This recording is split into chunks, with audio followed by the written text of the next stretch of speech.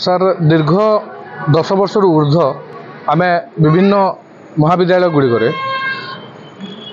Management द्वारा परिचालित होई सेमानक द्वारा आम माने दरमा पाउछु एवं बहुत बार आंदोलन करने सत्वे दीर्घ 497 दिन अहोरात्र धारणा मास्टर कैंटीन भुवनेश्वर दे सारा पर सरकार आम कथा को दृष्टिगोचर करूना।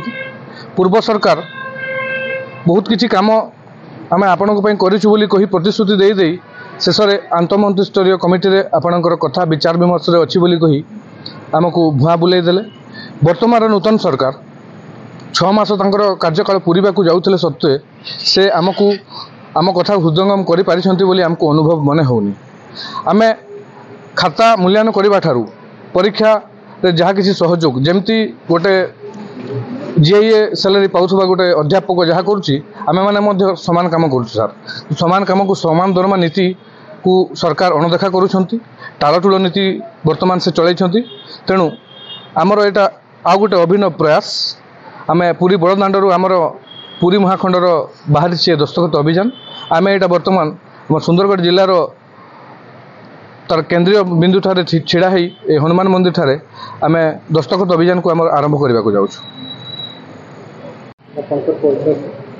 सर नमस्कार, मु सुंदरगढ़ डिस्ट्रिक्ट जिला संपादक। तो आज आम दस्तखत अभियान कर आरंभ करूँ कारण विश्व सार आम प्रेसिडेंट जी कि से पूरी बड़दाण्डरू ठारू से आरंभ कर दस्तखत अभियान सारा ओडिशा रे आज ताको सुपरिचालना करुछंती। किंतु आम यही दस्तखत अभियान सरकार को जणाई चाहूँ जे 2008 रु 2018 सरकारी बेसरकारी अनुदान प्राप्त कॉलेज गुड़िकार आम बहुत स्वल्प दरमार काम करुँ। कुली मजूरी ठारू आम दरमा कम, तेणु आम पब्लिक प्लेस रे अथवा सबु स्थान रे जेपरिक मंदिर आज आम हनुमान मंदिर छिड़ा होई ए दस्तखत अभियान सुंदरगढ़ ठारू आज इनाग्रेशन करुचु आरंभ करुचु। ता प्रत्येक घर प्रत्येक परिवार पर्यंत पहुँचेबू जे आम जो अल्प दरमार काम करुचु ताहार प्रतिश्रुति सरकार देवाई चाहिए किंतु पूर्व सरकार किछि करि नथिले। आज वर्तमान जो नूतन सरकार अछंती से सरकार काले आमर भाव प्रेरणा को बुझी पारिबे। तेणु प्रत्येक घर प्रत्येक परिवार को आम बुझेबू आ सारा ओडिशा रु आज 1.5 लाख सिग्नेचर नहीं सरकार पाखक आम छिड़ा हेबू।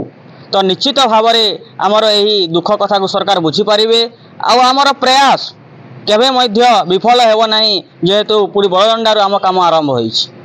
तेणु आज आम विभिन्न कॉलेज रु एकात्रित होइछु आम आरंभ करूँ दस्तखत अभियान जो दिन पर्यंत आमर लक्ष्य पूरण न हेब।